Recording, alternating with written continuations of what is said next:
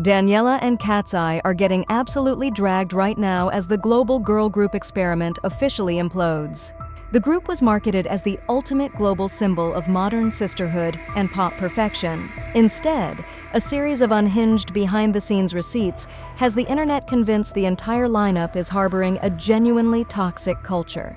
The polished idol image completely shattered this week after a cascade of viral blunders exposed deep-seated tension, blatant disrespect, and an alleged family legacy of hostility. What looked like a carefully curated dream team is quickly turning into a brutal masterclass in corporate public relations damage control. Fans are actively picking sides as the cracks in these public personas grow too massive to ignore. The truth behind the curtain is far messier than anyone anticipated, shifting the narrative from a global success story to an absolute disaster. We are diving straight into the actual evidence that sparked this latest fire, starting with a fan sign incident that is currently blowing up on TikTok. Welcome back to the channel. The latest fire started at a recent fan event, and the footage is not a good look for Daniela. During the session, she discovered a marker had dried out. Instead of simply placing it on the table, she straight up launched it across the room. The Sharpie hit the desk, bounced aggressively, and flew directly onto the floor. A fan captured the interaction and posted it on TikTok, labeling the behavior as disrespectful. The comment section immediately transformed into a war zone. Users are calling her out, claiming she has a massive attitude problem and needs basic manners. Hardcore stans are out here defending her, arguing she was merely trying to drop the marker on the table and it accidentally slipped. Her defenders claim anti-fans are just looking for any petty excuse to hate. But looking closely at the clip, there is a clear difference between a marker slipping and an object being tossed with a side of blatant attitude. These unscripted, unfiltered moments reveal an influencer's true character behind the scenes. Daniela's defenders claimed the internet was just overreacting to a clumsy mistake. But that narrative completely evaporated when internet sleuths went back to a recent Vanity Fair tape and realized her behavior wasn't a one-off accident. It was a pattern. The members were playing a hot seat game where individuals answer random questions from a jar. Daniela drew a question asking how she would personally deal with a Gabriella, the type of toxic girl their own debut song warns about. Instead of brushing it off with a joke, she stated she would confront the girl directly. Lara immediately jumped into the conversation to make it clear she would never handle conflict that way. But Daniela refused to back down or soften her stance. She actively started acting out how the real-world confrontation would go, complete with an aggressive posture and heavy swearing. Daniela argued that you have to cut a toxic girl off, suggesting she would walk straight up to her and give her a piece of her mind. Lara looked visibly turned off by the display, stating on camera that she would rather file a restraining order than confront another woman over a guy. This specific clip has now gone massively viral across X and TikTok, with users fiercely grilling Daniela over what they label as blatant internalized misogyny.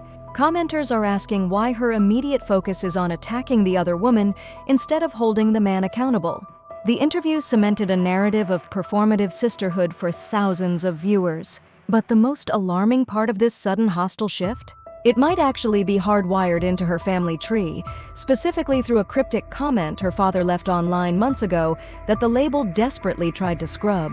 Hold that thought, because to understand why her family got involved, you have to look at what Lara was simultaneously doing to the group's youngest member, Yun. If Daniela's behavior exposed how individual members act behind closed doors, Lara's recent actions proved that the internal hostility is actively bleeding into the group's internal hierarchy. The primary target? The youngest and most defenseless member, Yun. Another viral clip from a separate interview shows Lara completely interrupting the younger member mid-sentence. Yun is notoriously quiet, rarely speaking during press junkets, making fans highly protective of her rare speaking moments. When Yun finally opened her mouth to share a genuine story about crying during their emotional goodbyes, Lara immediately jumped in and took over the conversation. Was it an accident? Every single time Yun attempted to speak, Lara overrode her voice to center herself. The fandom was absolutely fuming over the footage, with top comments demanding Lara shut up and let the younger girl speak.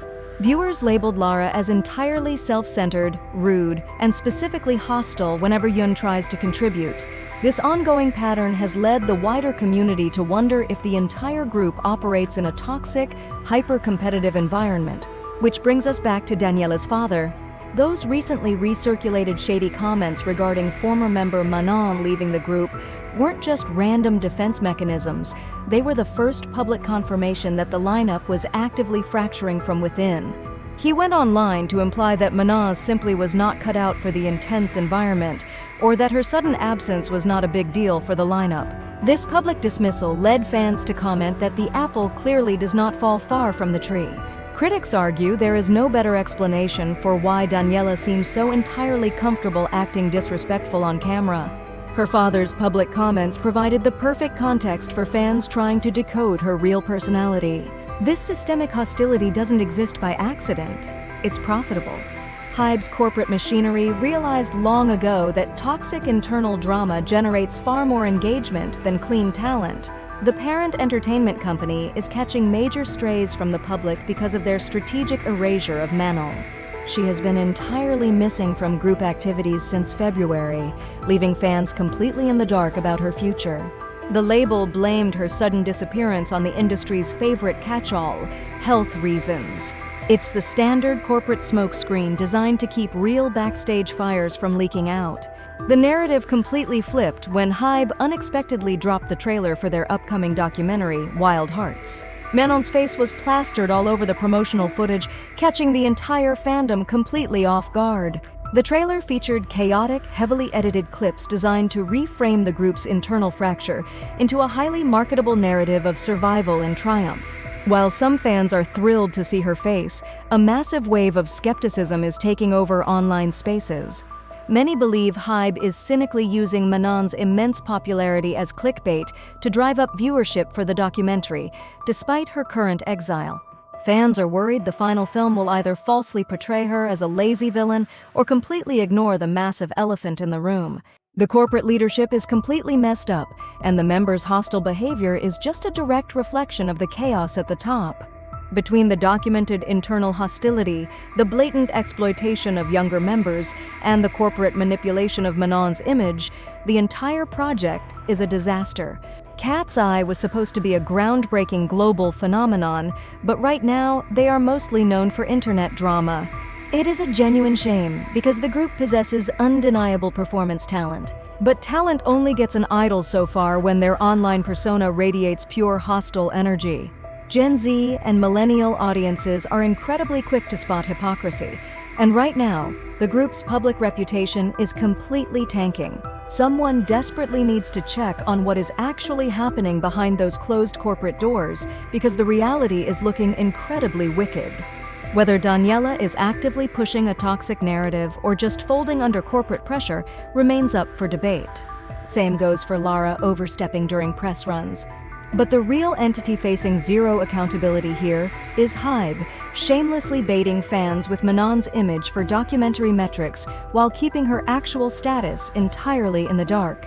Drop your thoughts on that chaotic Vanity Fair tape below. If you want the actual unedited receipts when the next industry mess inevitably drops, make sure you hit that follow. Trust me, we are barely scratching the surface of what is happening behind the scenes.